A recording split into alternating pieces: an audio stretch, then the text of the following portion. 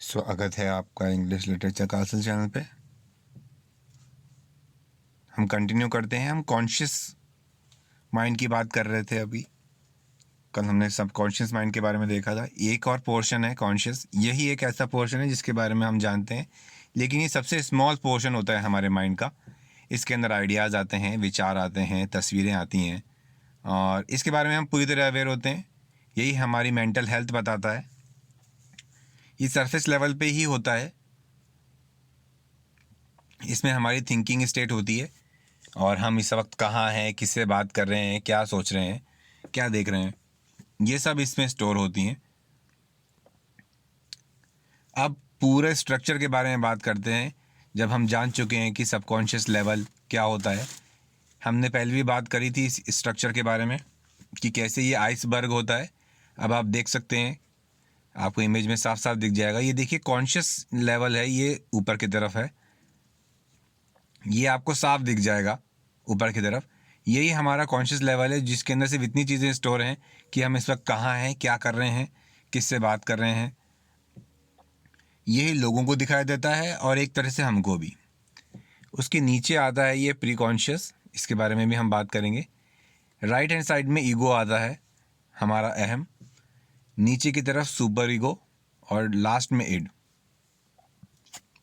और उसके बिल्कुल सुपर ईगो के नीचे की तरफ आता है अनकॉन्शियस, जिसके अंदर सारी चीज़ें होती हैं स्टोर, लेकिन हम इसके बारे में नहीं जानते। इसी की रिसर्च काफ़ी लोग करते हैं, साइकेट्रिस्ट। अब इसको डिटेल में समझने की कोशिश करते हैं। सबसे पहले बात करते हैं इड की। ये वो चीज़ है जो इड यानी कि आईडी, हमारी पहचान, ये चीज़ बताती है। और इसीलिए इसको पर्सनैलिटी का सबसे पहला पोर्शन कहा जाता है कि आप कौन हैं। कैसे ये सब डिसाइड होता है, आगे देखते हैं। यानी कि हमारे जन्म से ही ये डेवलप होने लग जाता है और ये हमको डिसाइड करता है कि हम कैसे बनेंगे। ये हम इड है, आईडी है हमारी। हम इसी के कारण कि लोग सेल्फिश हो जाते हैं, रूल्स नहीं मानते, अपनी बात करना चाहते हैं, जिनमें ये पोर्शन ज़्यादा उजागर हो जाता है। ये पोर्शन ऐसा ही रहता है, इसमें कोई रैशनैलिटी नहीं होती, कोई मैनर्स नहीं होते इस पोर्शन में हमारे दिमाग के। कैसे भी करके जो भी हमारी इच्छाएं हैं वो उसको प्राप्त करने के लिए हमें मजबूर करता है। बहुत कम ही लोग हैं जो इसको कंट्रोल कर पाए हैं, और सभी के अंदर ये इड होता है। ये ऑब्वियसली हमारे दिमाग का नेचुरल पार्ट है, तो कोई भी डिनाई नहीं कर सकता। हर इंसान का कभी ना कभी ऐसा मन ज़रूर करता है, दिमाग में ये इच्छा आती है कि हम कैसे भी करके ये चीज़ पालें, चाहे रास्ता गलत हो, चाहे सही हो, चाहे उससे किसी का नुकसान ही क्यों ना हो जाए, लेकिन हम अपनी डिज़ायर पाना चाहते हैं। ये वो इच्छा इड जगाता है। अब आगे की बात करते हैं ईगो की। जी हाँ, इड से ही ईगो तक पहुंच जाता है इंसान, अपने अहम तक, अपने घमंड तक। लेकिन ये फिर भी रैशनल होता है, ये इतना ज़्यादा सेल्फिश नहीं होता। एक तरह से कहें तो ये ओपोजिट होता है इड का। ये जस्टिस की बात करता है, सच्चाई की बात करता है।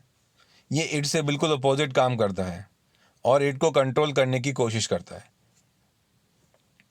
ये बैलेंस करता है सुपर ईगो और इड के बीच में। और आप भी देख सकते हैं कि कई बार बुरे से बुरा आदमी भी कहता है कि नहीं, मैं इसको तो नुकसान नहीं पहुंचाऊंगा, ठीक है, मैं इतना भी बुरा नहीं हो पाऊंगा। ये उजागर करता है कि हमारे अंदर सभी तरह की क्वालिटीज़ होती हैं। अब बात करते हैं सुपर ईगो की। जी हाँ, यही एक पोर्शन है हमारे दिमाग का जो फैसला लेता है कि क्या चीज़ सही है और क्या गलत। इसमें एबिलिटी होती है और ये फैसला हम अपनी फीलिंग्स के हिसाब से रखते हैं। अगर हमें सेटिस्फेक्शन मिल रहा है, हमें लग रहा है कि ये चीज़ गलत है, हमारी फीलिंग ऐसी आ रही है, तो सही है। सेल्फ लव भरा हुआ होता है इसके अंदर, खुद से प्यार करने की जो इच्छा है वो होती है। और कई बार हमें शर्म भी आती है, कोई हम गलत काम कर देते हैं, तो ये इसको डिसाइड करता है। इन टोटलिटी हम कह सकते हैं कि ये हमारा नेचर बताता है, परफेक्ट बनाने की हमें कोशिश करता है कि हम सही तरीके से उस तक पहुंच सकें। लेकिन परफेक्ट बनाने के चक्कर में हम ज़्यादा भी अपने आप को नुकसान पहुंचा सकते हैं या शायद दूसरों को नुकसान पहुंचा सकते हैं। इसलिए इसको कंट्रोल करना बहुत ज़रूरी होता है। अब इसको हम कहना बहुत आसान है लेकिन समझना मुश्किल है। आप इसके थ्रू समझ सकते हैं। इट कहता है कि मुझे तो चॉकलेट खानी ही है, क्योंकि ये तो सेल्फिश है पूरी तरह। कुछ भी हो जाए, चाहे हमें किसी को से उसको चॉकलेट को छीनना पड़ जाए, चाहे उस चॉकलेट को पकाने के बाद हमें नुकसान पहुंचे, कोई दिक्कत नहीं है। इट तो पूरी तरह सेल्फिश है। लेकिन ईगो बैलेंस करता है। वो कहता है कि आपको खानी है तो छोटा टुकड़ा खाइए, क्या ज़रूरत है। लेकिन सुपर ईगो कहता है कि मैं तो सुपर डाइट पे हूँ, मैं तो छोटा टुकड़ा भी नहीं खाऊंगा। तो आप देख सकते हैं कि इड, ईगो और सुपर ईगो तीनों कैसे बैलेंस बनाते हैं और कैसा विचार लाते हैं। आज के लिए इतना ही। आप अपने विचार ज़रूर शेयर कीजिएगा कमेंट सेक्शन में। आपका क्या कहना है इसके बारे में। Thanks for listening.